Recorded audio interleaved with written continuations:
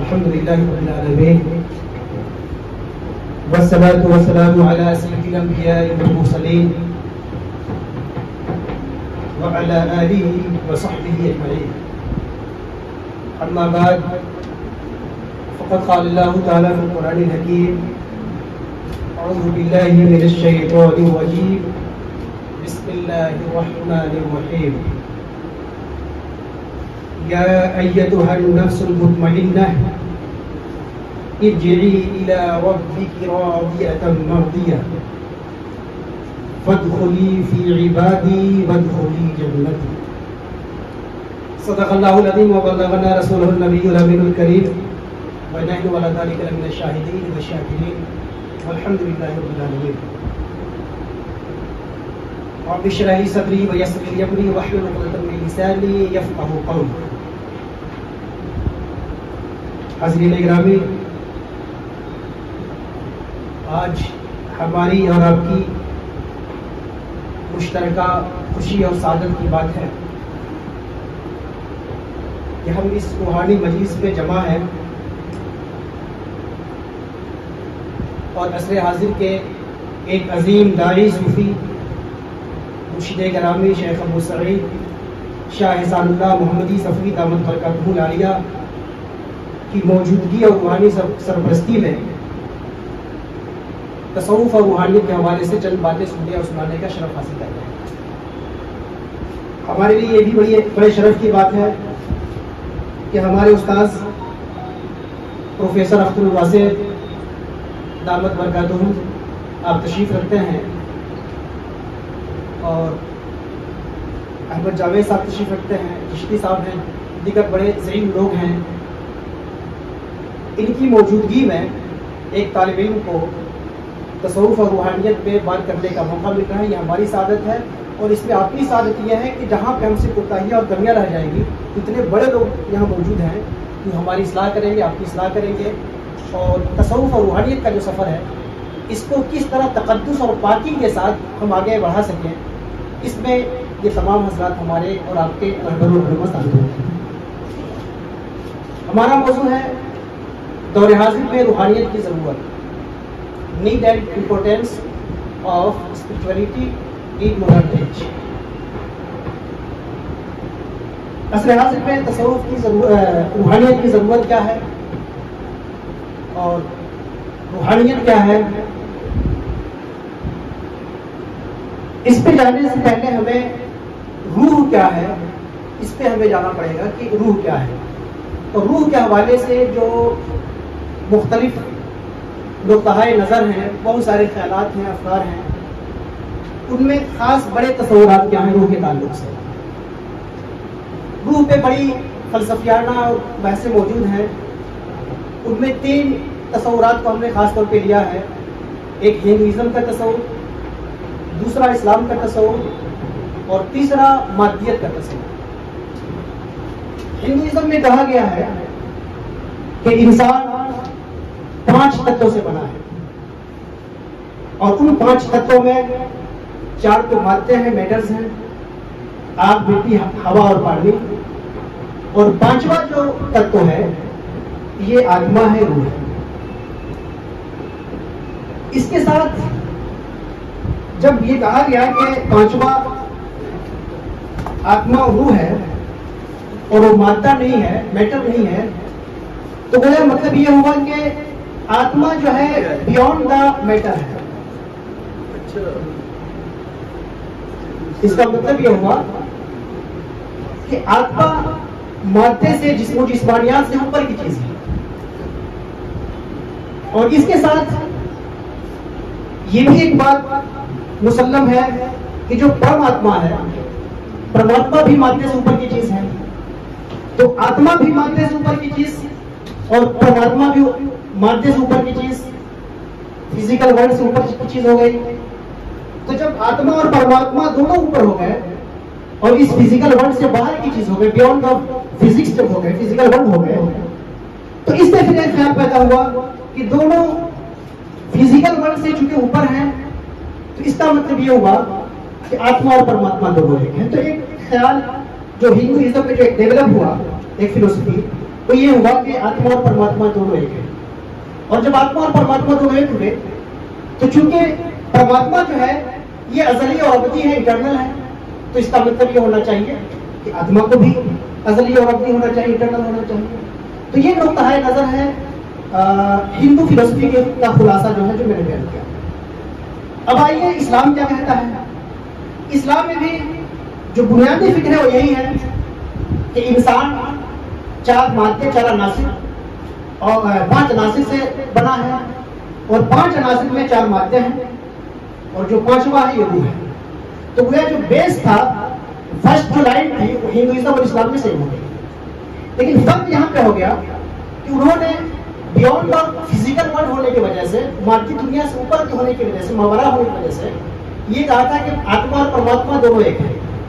लेकिन इस्लाम में ये कहा गया कि जो हमारी वर्ल्ड है, जो दुनिया है, इसके कई लेवल्स हैं, कई लेवल्स हैं। फिजिकल वर्ल्ड है, आलमे नासूत है, इसके ऊपर आलमे मलकूत है, आलमे अरवाह मलाइका है, उसके ऊपर हर मावरा से मावरा जो है ज़ाते बहत ज़ाते खुदावंदी है, हक ताला है, हक है। और वो हक ताला वो ज़ात जिस तरह अनासिर को बनाने वाला है, मेटल्स को बनाने वाला है, मादा को बनाने वाला है, उसी तरह रूह को भी बनाने वाला है। तो रूह भी मखलूक है और जिस्म भी मखलूक है, और दोनों का खालिक अल्लाह ताला हुआ। चूंकि अल्लाह हमारा माबूद है और हम आबिद हैं, और जब हम आबिद हैं तो हम आबिद हैं का मतलब क्या हुआ, हमारी आंखें, हमारा बदन, हमारी जुबान, ये तो आबिद हैं ही, लेकिन असल आबिद कौन है? असल आबिद हमारी रूह है। जब तक हमारी रूह इबादत न करे तो फिर हम चाहे खड़े हो जाए, झुक जाए, सजदे में चले जाएं, अगर रूह आबिद नहीं है तो इबादत नहीं होगी। तो गोया रूह खुद आबिद भी है, मखलूक भी है, और खुदा हमारा माबूद है। तो ये कहा गया इस्लाम में कि 5 अनासिर से तो बने हैं, लेकिन ये 5 अनासिर मखलूक हैं और खुदा इन सबसे मावरा है। मेटेरियलिज्म में की बात करिए, आप मादियत की बात करिए, मादियत में कहा गया कि भाई रूह है नहीं, रूह क्या हुआ, रूह है नहीं। और रूह है क्या? चूंकि हमारी जो बॉडी है ये 4 अनासिर से बने हैं, आग, मिट्टी, हवा और पानी, ये तो सब मानते हैं। और फिर जब ये आपस में मिलते हैं और इनके जब तरकीब होती है, आपस में एक दूसरे से जुड़ते हैं, मिलते हैं, इनके अज्जा कम और पेश होते हैं, तो इसकी वजह से जो इनकी बाहरी हरकत से जो अमल होता है, अंदर जो अमल होता है, यानी फिजिकल जो अमल होता है, केमिकल जो अमल होता है, उसी का नाम रूह है। अलग से कोई चीज रूह नहीं है। ये मेटेरियलिज्म में कहा गया, मादियत के लोगों ने कहा। तो ये 3 बड़े नुक्ता नजर है रूह के हवाले से। अब हम ये इस पे आए कि रूह के बारे में जो ये 3 नुक्ते नजर आए, और खास तौर पे उसमें जो 2 बातें हैं कि मादियत में कहा गया रूह है ही नहीं। और आप जानते हैं, और लोग भी कहते हैं कि बड़े बड़े साइंटिस्ट और बड़े बड़े डॉक्टर्स सब जाहिर सी बात है मेटेरियलिज्म से जुड़े हुए हैं, मादियत से जुड़े हुए हैं, और वो कह रहे हैं रूह नहीं है। ऐसा क्यों? उसकी वजह यह है, उसका जवाब यह है कि जो हमारी साइंस है ना, या हम कह सकते हैं कि जो रूह है, रूह को जानने का जो जरिया है, 2 जरिया हो सकते हैं। एक जरिया हिस्सी जरिया, सेंस के जरिए हम किसी चीज को जानते हैं, अपने हवास के जरिए किसी चीज को जानते हैं। दूसरी चीज है विजदान के जरिए किसी चीज को जानते हैं। हमारे पास जितने लेबोरेटरीज हैं, ये सब जिस्म को नापने और जिस्म को तौलने और जिस्म को नापने और उसको पता लगाने के लिए बने हैं। ये सब सेंसरी वर्ड से इसका ताल्लुक रखते हैं, ये हिस्सी चीजें हैं। तो साइंस के जितने आलात हैं, ये सब उनका ताल्लुक है हिस्सी चीजों से, और हवास से जिस्म और जिस्मानियत का इदराक होता है। अब हवास के जरिए रूह चूंकि जिस्मानियत वाली चीज ही नहीं है, मादी चीज ही नहीं है, इसलिए दुनिया में चाहे जितनी बड़ी आप साइंस की जो है ऑब्जर्वेटरी बना लीजिए, लेबोरेटरीज बना लीजिए, उसमें रूह नजर नहीं आएगी। तो ये बिल्कुल सही है कि किसी भी लेबोरेटरीज में रूह नजर नहीं आएगी, क्योंकि उनका जो नापने की जो चीज है, जिस चीज को नापते हैं वो मादे को नापते हैं, और वो जब मादा ही नहीं है तो वहां पे मादा नजर नहीं आएगी। तो इस तौर पे ये तो कहा जा सकता है कि किसी भी लेबोरेटरीज में रूह नजर नहीं आई है। लेकिन रूह नजर नहीं आई का एक अलग बात हो गई, और रूह नहीं है ये एक अलग चीज है। مثال کے طور پہ ہم جو رنگ دیکھ رہے ہیں یہاں پہ اپنی آنکھوں سے دیکھ رہے ہیں. اب جس کے پاس آنکھ کے علاوہ سارے حواس ہوں, کان ہو, ٹیسٹ ہو, سارے حواس ہوں, وہ کیا رنگ کو پہچان سکتا ہے؟ اور آنکھ نہیں ہے, کمرے میں آیا اور دیکھ کے چلا گیا, کہا کہ اس میں کوئی رنگ نہیں ہے کمرے میں, تو کالا کالا سے بنا ہوا, کوئی رنگ نہیں ہے. تو اب چونکہ اس کا جو رنگ کو ناپنے کا جو ذریعہ تھا آنکھ, یہ آنکھ اس کے پاس نہیں ہے, اس لیے اس نے رنگ کو نہیں دیکھا. تو رنگ کو دیکھا نہیں, اس کا مطلب یہ نہیں کہ رنگ ہے نہیں. تو یہ تھوڑی سی گڑبڑی ہوئی کہ اسپرٹ جو روح ہے اس کے جاننے کا ذریعہ ہمارا وجدان ہے, مادی ذرائع نہیں ہے, وجدانی ذرائع ہے. اور وجدانی ذریعہ ہی کا نتیجہ ہے کہ ایک معمولی بچہ بھی جانتا ہے کہ میں ہوں, میرا باپ ہے, میں اور میرا کا تعلق ہے. ایک معمولی بچہ جانتا ہے, ایک دیہاتی جانتا ہے, ایک جنگلی جانتا ہے. اور اگرچہ وہ ثابت نہیں کر سکتا ہے لیکن وہ محسوس کر سکتا ہے. ایک چھوٹا بچہ اس کو کسی چیز پہ یقین ہو نہ ہو, اس بات پہ پورا یقین ہے کہ میں ہوں. اور یہ میں کا جو داخلی احساس ہے یہی دراصل روح کا احساس ہے, روح کا ادراک ہے. تو خلاصہ یہ ہوا کہ روح کا ذریعہ ادراک, روح کو پہچاننے کا ذریعہ وجدان ہے, نہ کہ حسی ذرائع ہیں. اس لیے حسی ذرائع سے ہم روح کا پتہ نہیں لگا سکتے. اور جن لوگوں نے کل ذریعہ علم حسی ذرائع ہی کو مان لیا ہے, وہ اگر کہیں کہ صاحب روح نہیں ہوتی ہے تو بالکل حق پر جانب ہے. جیسے اندھا جو ہے کہے کہ روشنی رنگ نہیں ہوتا ہے تو بالکل حق پر جانب ہے. ایک بہرا کہے کہ کوئی آواز نہیں ہوتی ہے تو بالکل حق پر جانب ہے, چونکہ اس کو آواز ناپنے کا جو ذریعہ اس کے پاس ہے نہیں. اب ہم اس پہ آتے ہیں کہ روحانیت کیا ہے, اسپرچولیٹی کیا ہے اصل میں. تو آج کی ڈیٹ میں کئی اس کی میننگ لوگوں نے بتایا اپنے طور پہ, لوگ اس کی تعبیر کرتے ہیں, تشریح کرتے ہیں. اور آپ جانتے ہیں کوئی چیز بڑی ہوتی ہے, جب بھی کوئی چیز بڑی ہوتی ہے تو اس کو بتانے کے اس کے لیے مختلف الفاظ اور تعبیرات استعمال کی جاتے ہیں. تو روحانیت کے بارے میں بھی, اسپرچولیٹی کے بارے میں بھی مختلف تعبیرات موجود ہیں. کسی نے کہا کہ جو ہماری قدریں ہیں زندگی کی, اس کی میننگ اور پرپس, مقصدیت کا نام ہے. زندگی کی مقصدیت کا نام روحانیت ہے. اگر ہماری زندگی کسی مقصد کے تحت چل رہی ہے تو اس کا مطلب روحانی زندگی ہے. اور اگر ہماری زندگی مقصد کے بغیر چل رہی ہے تو اس کا مطلب کیا ہے, یہ روحانی زندگی نہیں ہے.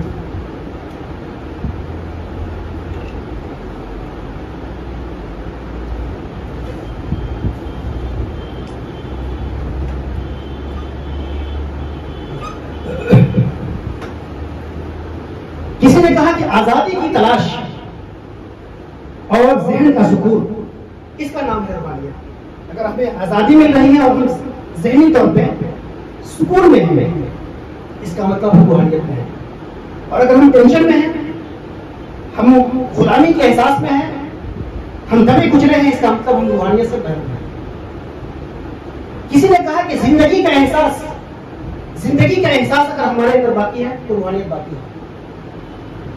کسی نے کہا کہ تعلقات جو ہمارے ہیں ایک دوسرے کے ساتھ, خدا کے ساتھ, بندوں کے ساتھ, بھائی کے ساتھ, بہن کے ساتھ, ان تعلقات میں گرمی باقی ہے تو اس کا مطلب یہ روحانیت ہے. اور تعلقات میں کوئی گرمی نہیں ہے, بس جیے جا رہے ہیں تو اس کا مطلب روحانیت نہیں ہے. کسی نے کہا کہ موجودہ وقت کے ساتھ زندہ رہنا, حال میں زندہ ہونا. کچھ لوگ ماضی میں جیتے ہیں, کچھ لوگ مستقبل میں جیتے ہیں. ہر لمحے کو جینا یہ روحانیت ہے. اور حال سے بے خبر ہونا یہ روحانیت نہیں. تو یہ روحانیت کی مختلف یہ فلسفیوں کے اپنے اپنے اقوال ہیں, اور یہ اس پہ ڈیبیٹ اور بحث کا موضوع ہے. ہم نیچے آتے ہیں کیونکہ ہم لوگ نیچے کے لوگ ہیں. روحانیت کیا ہے, اس کو 3 اسٹیپ میں سمجھیے. میں اس کو سمجھتا ہوں کہ 3 اسٹیپ میں روحانیت کو بہت آسانی کے ساتھ سمجھا جا سکتا ہے. پہلا کیا ہے, فیلنگ دا اسٹیٹ, اپنی روح کو محسوس کرنا ہے. آپ کو اوپر نہیں دیکھنا ہے, آپ کو اپنے من میں ڈوبنا ہے.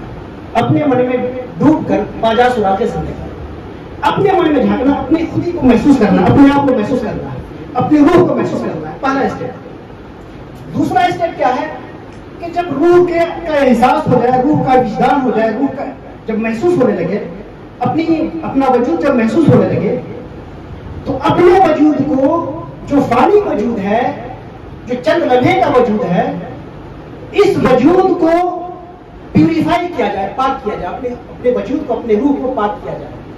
کس لیے پاک کرنا ہے؟ روح اعظم سے جوڑنے کے لیے, خالق اعظم سے جوڑنے کے لیے, روح حقیقی سے جوڑنے کے لیے. تو چونکہ وہ ذات جو خالق کائنات ہے، خدا ہے، وہ ذات چونکہ پاک ہے، اور پاک سے تعلق قائم کرنے کے لیے ضروری ہے کہ جس پاک سے اگر آپ تعلق قائم کرنا چاہتے ہیں تو آپ بھی پاک ہوں.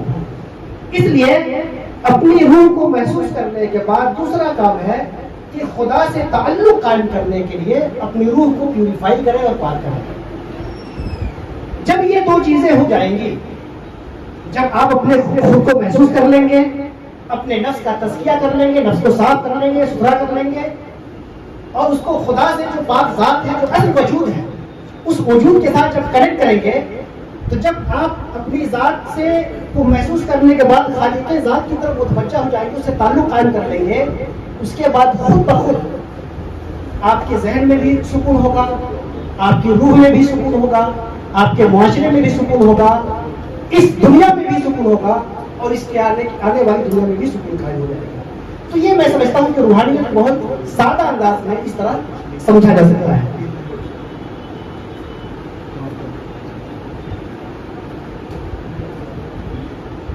اب اس کے بعد جو ہے روحانیت کے مختلف رنگ ہیں، مختلف نوع ہیں. بھکتی مارگ ہے، بھکتی مارگ کے ذریعہ، لفظ کے ذریعہ، محبت کے ذریعہ ہم روحانیت کو حاصل کرتے ہیں. گیان اور نالج کے ذریعہ حاصل کرتے ہیں روحانیت. کرم کے ذریعہ، عمل کے ذریعہ حاصل کرتے ہیں روحانیت. اور مختلف مذاہب میں روحانیت کا تصور، بیسک تصور موجود ہے، اور ہر مذہب میں جو یہ روحانیت کے جو الگ الگ رنگ ہیں، ان رنگوں میں سے کوئی ایک رنگ غالب ہے. جیسے ہندو فلسفی میں محبت والا، بھکتی والا یہ غالب ہے. اسلامک فلسفی میں نالج والا، معرفت والا یہ راستہ غالب ہے. اور اسی طرح جو جیوش فلسفی ہے اس کے اندر کرم یا فیئر والا غالب ہے. ویسے سارے رنگ ہر مذہب میں موجود ہیں، لیکن ہر مذہب کا اپنا روحانی ایک امتیاز ہے. اسلام کا جو روحانی امتیاز ہے وہ کیا ہے؟ معرفت ہے اور نالج ہے. اب جو یہ کہا گیا کہ اسلامی روحانیت کا جو سب سے نمایاں رنگ ہے یہ معرفت ہے، تو اس کا مطلب یہ نہیں ہے کہ صرف اسلامی روحانیت میں معرفت ہے، دوسرے عناصر نہیں ہیں. دوسرے عناصر بھی موجود ہیں. جیسے رومی کی جو روحانیت ہے وہاں پہ نالج کے ساتھ محبت کا طلبہ ہے. امام ابن العربی کی جو روحانیت ہے یہ پیور معرفت والی راہ ہے، یعنی معرفت اپنی انتہائی سطح پہ جو ہے ابن العربی کے فلسفے میں پائی جاتی ہے. اسی طرح امام غزالی کی جو روحانیت ہے، امام غزالی کی روحانیت میں نالج کے ساتھ عمل اور خوف والا رجحان پایا جاتا ہے. تو یہ روحانیت کے مختلف رنگ مسلم روحانیوں، مسلم صوفیوں کے یہاں بھی الگ الگ طور پہ، نمایاں طور پہ پایا جاتا ہے. اب ہم یہ دیکھتے ہیں کہ دیکھیں کہ روحانیت کے حوالے سے موجودہ فیکٹس کیا ہے، حقائق کیا ہے. روحانیت کوئی آج کی چیز نہیں ہے اور نہ آج کی ضرورت ہے. روحانیت ایک دائمی ضروری ہے، ایک یونیورسل اور آفاقی چیز ہے اور ہمیشہ کی چیز ہے. چونکہ جب بھی مادہ ہوگا، جب بھی فزکس ہوگی، جب بھی کوئی وجود ہوگا تو کوئی وجود اپنے روح کے بغیر نہیں ہوگا. کوئی وجود بغیر روح کے اس میں مالکیت نہیں ہوگی. تو جو کائنات کا تسلسل ہے، یہ کائنات بغیر روحانی وجود کے نہیں ہو سکتا. اس لیے روحانیت جو ہے ایک دائمی حقیقت ہے. روحانیت کا تعلق چونکہ موجودہ دنیا سے ہوتا ہے، روح کا تعلق جسم سے ہوتا ہے، یہ بھی ایک فیکٹ ہے. یہ بھی ایک فیکٹ ہے کہ روحانیت کا زوال ہوا ہے. جو متقدمین کے ہاں جو روحانیت کی باتیں ہوتی تھی اور روحانیت پہ جو توجہ تھی، روحانیت کے لیے جو لوگ وقت دیتے تھے، آج لوگ نہیں دیتے. بلکہ روحانیت کے لیے وقت دینا تو دور کی بات ہے، روحانیت کا ذکر کرنا، روحانیت کو سننا اور سنانا یہ بھی آج بھی لوگ پسند نہیں کرتے ہیں. اس کا مطلب یہ ہے کہ روحانیت میں ڈکلائن ہوا ہے، زوال ہوا ہے. یہ بھی ایک فیکٹ ہے کہ روحانی زوال کی وجہ سے، روحانیت کے زوال کی وجہ سے ہمارے اخلاق میں بھی بگاڑ آیا ہے. ہمارے اخلاق بھی بگڑے ہیں، ہمارے اصول بھی بگڑے ہیں، اور ہمارا فزیکل ورلڈ جو دنیا ہے یہ بھی مختلف طرح کی تباہیوں میں، جنگوں میں اور فضائی تباہی میں، مختلف طرح کی تباہیوں میں یہ گھرتی جا رہی ہے. اس کا مطلب یہ ہوا کہ جب روحانی زوال کی وجہ سے کائنات اپنے اندر سے مختلف جہتوں سے تباہ ہوتی جا رہی ہے، تو اس کا تقاضا کیا ہے؟ اس کا تقاضا یہ ہے کہ روحانیت کو دوبارہ زندہ کیا جائے یا روحانیت کی طرف دوبارہ توجہ کی جائے. روحانیت دوبارہ قائم کی جائے اور یہ بتایا جائے کہ سائنس اپنی تمام تر ترقی کے باوجود، سہولیت کے باوجود، اگر روحانیت ہی ختم ہو جائے گی تو سائنس کی ساری ترقیاں ایک دوسرے کو مارنے، ایک دوسرے کو لوٹنے، ایک دوسرے کو تباہ کرنے کے لیے استعمال ہوگی۔ سائنس ہمیں آلات اور اوزار اس طرح دے رہی ہے، یہ سائنس کا بہت بڑا کنٹریبیوشن ہے کہ ہمیں آسائش کی چیزیں دے رہی ہے، اسباب اور آلات دے رہی ہے سائنس، لیکن اگر روح ہماری مر گئی تو ہمارا انسان مر جائے گا، اور جب انسان مر جائے گا تو ہم درندوں سے زیادہ بدتر ثابت ہوں گے، اور سائنسی ذرائع کو استعمال کریں گے اپنے فائدے کے لیے، اپنے میں صرف اپنے سیلف کے علاوہ سب کو ادرس کو جو ہے تباہ کر کے ہم رکھ دیں گے، اور وہ تباہی آپ کے سامنے موجود ہے، بتانے کی ضرورت نہیں۔ اس لیے ہمیں اس پہلو پر سنجیدگی سے غور کرنے کی ضرورت ہے۔ جو لوگ اہل علم ہیں، جو مذہبی ہیں، یا جو سنجیدہ لوگ ہیں، جو بھی سنجیدہ بشر ہے، جو سنجیدہ روح ہے، اس کو اس پر توجہ دینے کی ضرورت ہے روحانیت کے حوالے سے۔ روحانیت کا زوال ہو رہا ہے، روحانیت کم ہوئی ہے، اس کی طرف قرآن پاک میں واضح اشارہ موجود ہے۔ والسابقون السابقون اولئک المقربون، خدا کی راہ میں بڑھنے والے، تیزی سے بڑھنے والے، یہ خدا کے مقرب بندے ہوتے ہیں۔ ثلۃ من الاولین، یہ پہلے زمانہ میں ان کی بڑی جماعت تھی، بڑی تعداد تھی۔ وقلیل من الاخرین، آخری کے زمانے میں ان کی تعداد کم ہو جائے گی۔ تو آخری زمانے میں روحانیت کے طالبین کم ہو جائیں گے، یہ قرآن نے ہمیں بتا دیا ہے 1400 سال پہلے۔ یہ روحانیت کمزور کیوں ہوئی ہے؟ کائنات میں روحانیت پیچھے کیوں آئی ہے؟ دبی کیوں ہے؟ اس کا ڈکلائن کیوں ہوا ہے؟ اس کی وجہ مختلف اسباب ہیں روحانیت کے زوال کے۔ ان اسباب میں سے چند اسباب ہم نے آپ کے سامنے رکھے ہیں۔ دولت بڑھ گئی ہے، دنیا میں دولت بڑھ گئی ہے، محبت گھٹ گئی ہے، دنیا کے اندر اخلاص، ہمارے معاشرے میں اخلاص گھٹ گیا ہے، منافقت بڑھ گئی ہے، ہم اپنے جسموں کو سجانے اور سنوارنے پہ توجہ ہم نے بڑھا دی ہے، اور اپنے باطن کو سنوارنے اور سجانے کی طرف سے ہماری توجہ ہٹ گئی ہے۔ ہم یونیورسلٹی سے بھاگ رہے ہیں، آفاقیت سے بھاگ رہے ہیں، اور شخصیت پہ آ گئے ہیں، یعنی ہماری پوری کوشش اپنے فائدے کے لیے ہو رہی ہے۔ کل لوگ جو ہے، ہمارے باپ، ہمارے دادا 2-3 پیڑھیوں پر چلیے تو آپ کو فرق محسوس ہوا کہ ایک شخص جیتا تھا اپنے پورے گھر کے لیے جیتا تھا، ایک شخص جیتا تھا اپنے پورے محلے سوسائٹی کے لیے جیتا تھا، ایک شخص اپنے پورے شہر کے لیے جیتا تھا۔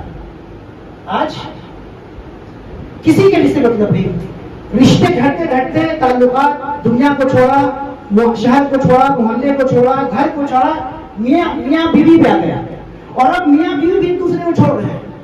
بیوی کہہ رہی بھائی تو اپنا دے، میاں کہہ رہا ہے کہ وہ اپنا دے۔ یہ شخصیت جو ہے بالکل بڑھتی جا رہی ہے، اور آفاقیت یہ گھٹتی جا رہی ہے۔ اور ایک چیز اور جو آئی ہے کہ ہماری دنیا میں سائنس کا عروج ہے، اور سائنس کے عروج ہونے کی وجہ سے، چونکہ عروج کیوں ہو رہا ہے، حسی ذرائع، ہماری حسی قوتیں، ادراک کی حسی قوتیں بڑھتی جا رہی ہیں، اور وجدانی قوتیں گھٹتی جا رہی ہیں۔ ایسی گھٹتی جا رہی ہیں کہ اگر ایک صوفی، ایک سنت نے کوئی غلط کام کر دیا تو اس کو بیس بنا کے سارے صوفیوں سنتوں کا مذاق بڑھانا ہمارا فیشن ہو جاتا ہے۔ اور ایک ایجوکیٹڈ آدمی اگر غلط کام کرتا ہے تو اس کی وجہ سے ایجوکیشن کو کوئی گالی نہیں دیتا ہے، ایک وکیل اگر غلط کام کرتا ہے تو وکلا کو کوئی گالی نہیں دیتا ہے، ایک منسٹر غلط کام کرتا ہے تو کوئی یہ نہیں کہتا کہ حکومت کو ختم کر دیا جائے۔ بھائی ایک وزیر اگر غلط کر رہا ہے تو اس کا مطلب یہ نہیں کہ وزارت کو ختم کر دیا جائے، تو اگر ایک صوفی نے غلط کر دیا تو تصوف کیوں ختم کر دیا جائے، ایک روحانی نے اگر غلط کر دیا تو اس کی وجہ سے ختم کر دیا جائے۔ تو یہ مختلف اسباب ہیں روحانیت کے زوال کے۔ ان سارے اسباب کو اگر سمیٹا جائے تو اس پر آتے ہیں، یہ سارے اسباب سمٹ کے اس نقطے پہ آ جاتے ہیں کہ دراصل مینیفیسٹیشن میں اور ٹروتھ میں فاصلہ ہو گیا ہے۔ حق جو ہے، حق سے جو خلق کا وجود ہوتا ہے، یہ فلسفیانہ بحث ہے، ادھر ہم نہیں جائیں گے، لیکن اتنا اس فلسفیانہ بحث کو حق میں اور خلق میں جو فاصلہ ہے، اس فاصلے کا یہاں جو آسان کو اس کی تفسیر کر سکتے ہیں وہ یہ ہے کہ نبی کریم صلی اللہ تعالی علیہ وسلم تازہ پھل کو پسند فرماتے تھے، تازہ پھل کو پسند فرماتے تھے، اور یہ کہتے تھے کہ اپنے خدا سے زیادہ قریب ہے۔ اس کا مطلب یہ ہے کہ جو چیز اتنی قریب ہوتی ہے وہ اپنے اصل سے دور ہوتی جاتی ہے۔ یہ کائنات بڑھتی جاتی ہے، اور سائنسی میں بھی آپ دیکھیے کہ ایٹم سے سب جدائیاں جو ہے بڑھتی جا رہی ہیں، بگ بینگ سے جو سب چیزیں بڑھتی جا رہی ہیں، تو اپنے اصل سے فاصلے بڑھتے جا رہے ہیں. جب فاصلے بڑھیں گے تو شخصیت بڑھے گی اور تعلقات گھٹیں گے. تو یہ ساری چیزیں ہیں جن کو ہم روحانیت کے ڈکلائن کے حوالے سے ہم جان سکتے ہیں. روحانیت کیوں ضروری ہے، اور روحانیت اگر ختم ہو جائے گی یا روحانیت کم ہو جائے گی تو اس کا نتیجہ کیا آئے گا؟ اس کا نتیجہ یہ آئے گا کہ خود غرضی بڑھ جائے گی، سماجی سطح پہ بھی، علاقائی سطح پر بھی اور عالمی سطح پہ بھی. روحانیت کم ہوگی تو ہمارے اندر ٹینشن بڑھے گا، ٹینشن کا مبتلا ہوں گا، شخصی طور پہ بھی اور یونیورسل سطح پہ بھی. روحانیت گھٹی ہے تو تشدد بڑھا ہے، گھر کے اندر بھی تشدد بڑھا ہے اور مختلف قوموں اور مذہبوں کے بیچ بھی تشدد بڑھا ہے. اس کی وجہ روحانیت کا کم ہونا. روحانیت گھٹی ہے تو نفرتیں بڑھی ہیں، مختلف مذاہب کے بیچ نفرتیں بڑھی ہیں اور ایک مذہب کے مختلف فرقوں کے بیچ نفرتیں بڑھی ہیں. اور حد یہ ہو گئی کہ روحانیت گھٹنے سے، روحانیت کے گھٹنے کا یا کم ہونے کا سب سے جو بدترین شکل ہے، وہ بدترین شکل یہ ہے کہ بیٹا اپنے باپ کا انکار کرنے لگا، انکار سے مراد اس سے دوری بنانے لگا، اور بندہ اپنے خدا سے دوری بنانے لگا. یہ روحانیت کے گھٹنے کی سب سے بدترین نتائج ہماری اور ہماری نگاہوں کے سامنے ہے. اس لیے اگر ہم چاہتے ہیں کہ آفاقیت بڑھے اور لوگوں کے رشتے، یہ پوری انسانیت ایک کنبہ بنے، تو اس کا مطلب ہے کہ ہمیں روحانیت کو پروموٹ کرنا پڑا. اگر ہم چاہتے ہیں کہ اپنے ظاہر و باطن میں ایک تناسب پیدا کریں، توافق پیدا کریں، تو ہمیں روحانیت کی طرف آنا ہوگا. اگر ہم چاہتے ہیں کہ اپنے دلوں کے اندر اور اس دنیا کے اندر امن قائم کریں تو روحانیت کی طرف آنا ہوگا. ہم چاہتے ہیں کہ اپنی ابدیت کا اعتراف کریں اور اپنے رب کی خالقیت کا اعتراف کریں، اس کے لیے ہمیں روحانیت کی طرف آنا پڑے گا. اور اگر ہم چاہتے ہیں کہ اپنے 5 تتووں میں 5ویں تتو بھی ہمارا مکمل ہو جائے، جس طرح ہمارے 4 تتو مکمل ہو رہے ہیں، 5واں تتو بھی ہمارا سمجھ جائے، تو اس کے لیے ہمیں روحانیت کی طرف آنا ہوگا. اللہ رب العزت نے یہی فرمایا، یا ایتھا النفس المطمئنہ ارجعی الی ربک راضیۃ مرضیہ فادخلی فی عبادی وادخلی جنتی. اے مطمئن جان، اپنے رب کی طرف لوٹ آ، اپنے رب سے راضی ہو کر اس حال میں کہ رب تجھ سے راضی ہو جائے گا اور میرے بندوں میں شامل ہو جا اور میری جنت میں داخل ہو جا. اللہ نے ارواح تو پیدا کیے، لیکن یہاں اپنی طرف جو بلانے کی بات آئی تو مطلق روح کو نہیں بلایا، اللہ نے نفس مطمئنہ کو بلایا. نفس کے جو 3 لیولز ہیں، نفس کے تو بہت، روح کے تو بہت سارے لیولز ہیں، لیکن بہت سارے لیولز کو جب ہم سمیٹتے ہیں تو روح کے 3 لیولز بنتے ہیں: النفس المطمئنہ، النفس اللوامہ، النفس الامارہ. یہ 3 لیولز ہیں، اور 3 لیولز میں رب جس نفس کو بلا رہا ہے، جس روح کو بلا رہا ہے، وہ نفس مطمئنہ ہے. اپنی طرف جس روح کو بلا رہا ہے وہ نفس مطمئنہ ہے. اب نفس مطمئنہ کیا ہے، نفس لوامہ کیا ہے، نفس امارہ کیا ہے؟ اگر ہم ٹرم میں بات کریں تو بات لمبی ہوگی. خلاصہ یہ ہے، آپ خود ناپ سکتے ہیں اپنے اندر جھانک کر کے. میں آپ کے بارے میں نہیں بتا سکتا، نہ آپ میرے بارے میں بتا سکتے ہیں. ہم اپنے سے پوچھ سکتے ہیں کہ ہمارے نفس کی کنڈیشن کیا ہے، وہ نفس امارہ ہے یا نفس لوامہ ہے یا نفس مطمئنہ ہے. اگر ہم برائی میں ایسے رچ بس گئے ہیں کہ برائی ہماری نگاہوں میں برائی نہ رہے، اس کا مطلب یہ ہے کہ نفس ہمارا امارہ ہے.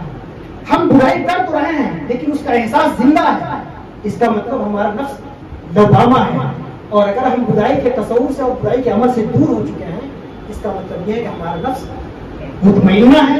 ہمیں کوشش کرنا چاہیے کہ پہلے اپنے نفس کو ملامت کریں، برائی سے ٹوکیں، ٹوکتے اس کیفیت پیدا کیا جائے کہ اپنے نفس کو برائی سے دور کر دیں. جب نفس کو برائی سے دور کر دیں گے، نفس کا تزکیہ ہو جائے گا، نفس پاک ہو جائے گا، نفس مقدس ہو جائے گا اور اس ذات مقدس سے اس کا تعلق قائم ہو سکے گا. اس روحانیت کو حاصل کیسے کیا جائے؟ علامہ اقبال نے reconstruction of Islamic Muslim thought جو کتاب لکھی، اس کا آخری خطبہ جو ہے کہ اس ریلیجن پاسبل، کیا دھرم، کیا مذہب ممکن ہے. تو اقبال نے آخری جو اپنا لیکچر دیا ہے، آخری سوال یہ قائم کیا ہے کہ کیا مذہب ممکن ہے. اسی کو ہم دوسرے لفظوں میں کہہ سکتے ہیں کہ کیا اسپرچولیٹی پاسبل، کیا روحانیت ممکن ہے. بات وہی ہے. اقبال نے کہا کہ آج کی ڈیٹ میں، آج سائنس اور فلاں اتنی ترقی ہو چکی ہے اور اتنے سوالات آ چکے، تو کیا مذہب ایک زندہ حقیقت کی طرح آگے بڑھ سکتا ہے؟ कैसे मजहब को हम एक जिंदा हकीकत के तौर पे साबित कर सकते हैं? इकबाल ने इसका जवाब दिया कि इसके लिए एक साइकोलॉजिकल एक्सपीरियंस की जरूरत है, नफ्सियाती तजर्बे की जरूरत है। हालांकि स्पिरिचुअल टर्म को इस्तेमाल करना चाहिए, रूहानी तजर्बे की जरूरत है। तो इकबाल ने कहा कि रूहानियत को जिंदा और रूहानियत को कायम रखने के लिए जरूरी है कि हम और आप सब रूहानी तजर्बे से गुजरे हैं। लेकिन सवाल यह है कि जब मैंने बता दिया कि रूहानी कदरें, विजदानी कुव्वतें कम हो गई हैं, तो रूहानी तजर्बा हर शख्स कैसे करेगा? ये रास्ता तो बहुत अच्छा है कि रूहानी तजर्बा करके रूहानियत हासिल की जाए, लेकिन लोगों की विजदानी कुव्वतें कम हो गई हैं, उन्हें अपने वजूद का एहसास नहीं रहा है। तो जब आम ये ज़ाहिरा बन चुका है कि रूहानी विजदानी कुव्वत कम हो गई है, तो हर शख्स तजर्बा कैसे करेगा? इस सवाल का जवाब जो प्रोफेसर सैयद हुसैन नज़्म ने जो जवाब दिया है इस सवाल का, वो जवाब ज्यादा आसान है। वो जवाब ये दिया है कि सैयद हुसैन नज़्म ने कहा कि दुनिया के सारे लोग साइंटिस्ट नहीं होते, दुनिया के सारे लोग साइंस नहीं पढ़ते, फिजिक्स नहीं पढ़ते, लेकिन न्यूटन ने क्या कहा? न्यूटन ने एक नजरिया दिया, उस नजरिए को एक आम रिक्शा चलाने वाला भी पढ़ लिया, सुन लिया, मानता है। एक बच्चा चौथी क्लास में न्यूटन की थ्योरी पढ़ ली, वो भी मानता है। उस बच्चे ने तजुर्बा नहीं किया, लेकिन चूंकि न्यूटन को उसका एतमाद है कि न्यूटन चूंकि इस फील्ड का एक्सपर्ट है, और जब इस फील्ड का एक्सपर्ट कह रहा है तो उसकी बात पर भरोसा करना चाहिए। तो जब मानवीयत के हवाले से न्यूटन की बात पे एतमाद किया जा सकता है, तो रूहानियत के एतबार से गौसे आज़म की बात पे क्यों नहीं एतमाद किया जा सकता है? रूहानियत के एतबार से जो रूहानियत के जो एक्सपर्ट हैं, ख्वाजा निज़ामुद्दीन औलिया की बात पे क्यों नहीं एतमाद किया जा सकता है? इसलिए सैयद हुसैन नज़्म ने कहा कि रूहानियत का आसान रास्ता जो आम लोगों के लिए है, वो ये है कि ये गुरु बेस्ड हो, टीचर बेस्ड हो, मुर्शिद बेस्ड हो, कि आप मुर्शिद पे जो लोग इसका तजर्बा रखते हैं उनके तजर्बे पे आप एतमाद करें और उनके साथ होके चलें। क्योंकि कुरान ने भी इसी की तरफ इशारा किया है, और हर शख्स रूहानियत का आला तजर्बा नहीं कर सकता है। इसलिए रूहानियत के जो आला तजर्बाकार हैं, उनकी सोहबत और रफ़ाकत में रूहानियत का सफर ये आसानी के साथ आगे बढ़ सकता है। और इसी के साथ हम गुफ्तगू को खत्म कर रहे हैं। आखिर में जब हमने अपना प्रेजेंटेशन तैयार किया, और प्रेजेंटेशन तैयार करने के बाद मुर्शिद गिरामी को दिखाया, तो शेख ने हमारे इस पर ऐसे ही रवा में चंद बातें कही कि भाई जिस्म है तो रूह है, तो जिस्म की रूहानियत हमारी रूह में छुपी हुई है, इसकी जरूरत है। अक्ल की भी रूहानियत है, हमारी जो अक्ल है उसकी भी रूहानियत है। अक्ल की रूहानियत जिक्र इलाही है। हमारा जो इल्म है, इल्म की भी रूहानियत है। इल्म की रूहानियत अमल है। अगर इल्म है अमल नहीं है, इसका मतलब बगैर रूहानियत क्या है? अमल की रूहानियत ईमान है। हम उठक बैठक कर रहे हैं और अल्लाह पे यकीन नहीं है, तो ये नमाज नहीं, एक्सरसाइज है। तो अमल जो करना है उसकी भी रूहानियत है। अमल की रूहानियत ईमान है। ईमान की भी रूहानियत है। ईमान की रूहानियत एहसान है। इस एहसास के साथ अल्लाह की इबादत करना कि वो हमें देख रहा है, या इस एहसास के साथ इबादत करना कि मैं उसे देख रहा हूँ। तो ईमान इस लेवल पे पहुंच जाए कि अल्लाह के मुशाहिदे की कैफियत पैदा हो जाए, ये ईमान की रूहानियत है। और जब सबकी रूहानियत है तो अरवाह की भी रूहानियत हो। सबकी रूहानियत है तो अरवाह की भी रूहानियत होगी। अरवाह की रूहानियत क्या है? आला हज़रत फाज़िल बरेलवी के एक शेर से समझिए। फाज़िल बरेलवी ने एक शेर लिखा कि वो जो न थे तो कुछ न था, वो जो न हो तो कुछ न हो, जान है वो जहान की, जान है तो जहान है। तो ये सूफियत यहाँ तमाम अरवाह और तमाम कायनात की रूह जो है, ज़ात मोहम्मदी, वजूद मोहम्मदी, ये तमाम अरवाह की रूहानियत जो है उस ज़ात मुक़द्दस पे पहुँचती है। और इस फलसफे को फाज़िल बरेलवी ने, ये फलसफा है, इस फलसफे को फाज़िल बरेलवी ने शेर में समेटा। इस फलसफे को नज़्म में अगर आपको तफसीली तौर पे जानना है तो देवबंदी हल्के के बड़े आलिम मौलाना कासिम नानोतवी की किताब आप हयात पढ़िए, قاسم مولانا قاسم نانوتوی کی آب حیات اسی شعر اور اسی فلسفے کی تشریح پہ ہے کہ وہ جو نہ تھے تو کچھ نہ تھا، وہ جو نہ ہو تو کچھ نہ ہو، جان ہے وہ جہان کی، جان ہے تو جہان ہے۔ وآخر دعوانا الحمدللہ رب العالمین۔ السلام علیکم ورحمۃ اللہ تعالی وبرکاتہ۔